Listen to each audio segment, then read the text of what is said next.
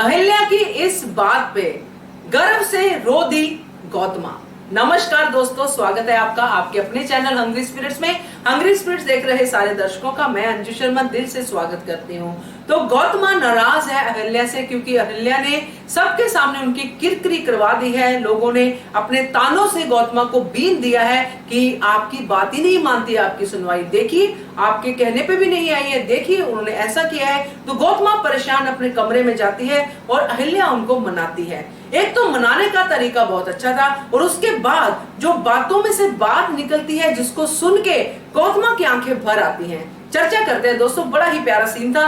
मगर चर्चा शुरू करने से पहले वही गुजारिश, जिन्होंने अभी तक चैनल को सब्सक्राइब नहीं किया है कर लीजिए, साथ में दोस्तों बेल आइकन दबाइएगा ताकि आपको हमारे वीडियोस के नोटिफिकेशन मिलते रहे। तो गौतमा नाराज है और बैठी है अपने बेड पे, और अहिल्या आती है। और अहिल्या का मनाना हमने शुरू से ही देखा है। छोटी अहिल्या भी जब मनाती थी तो वो ये सोच के जाती थी कि मैं मना के ही रहूंगी, चाहे मुझे कितनी डांट मिले, कितना कुछ सुनना पड़े। अब यहाँ पे ये अहिल्या जो पहले से पूरा दिन इतना काम काज करके, इतना सब करने के बाद अब जाके इस समय घर पे पहुंची है, या अपने वाड़े में जो भी जहां पे भी है, जो हम घर ही बोलेंगे क्योंकि आज के हिसाब से तो पहुंची है, तो वहां पे सासूबाई नाराज है। जो अभी सिर्फ वही है जो उनकी अपनी है, जो उनके लिए अपनापन रखती है रिश्ते में। सासूबाई की नाराजगी अहिल्या को बर्दाश्त नहीं है, ये हमने देखा है। वो नहीं चाहती, वो तो किसी की भी नाराजगी नहीं चाहती, मगर सासूबाई बिल्कुल नहीं होनी चाहिए। तो उनको मनाने के लिए वो अपनी पूरी कोशिश करती है। और फिर जब वो बातें शुरू करती है, बताती है, कैसे वो बताती है कि पूना से मेहमान आए थे और उनकी यात्रा यानी कि आचार्य जी की यात्रा का हमें ख्याल रखना है और उनकी यात्रा को सुखद बनाना है, काशी उनको पहुंचाना है।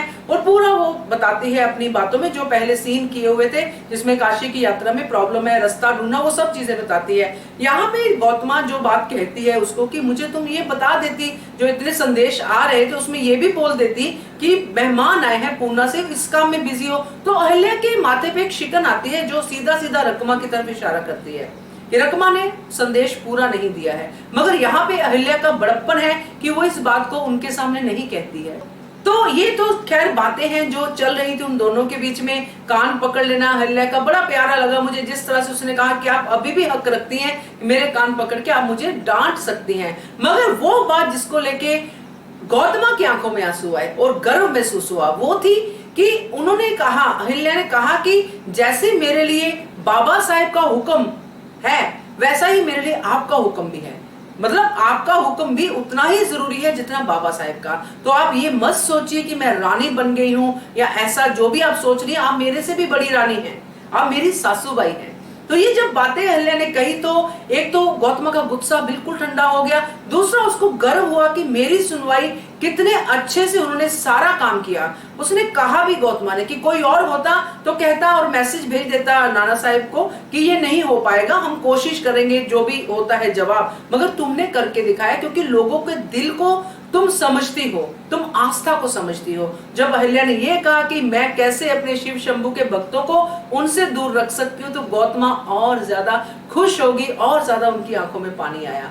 तो ये गौतमा और अहिल्या की जो आपस में है ये बहुत ही प्यारी है दोस्तों, अब बहुत ही प्यारी बनती जा रही है। तो आपको कैसा लगा ये सीन जरूर कमेंट कीजिएगा। देखते रहिए channel Hungry Spirits. Thank you so much. Subscribe to our channel by clicking the subscribe button. Click the bell button and enjoy the latest uploads from our channel.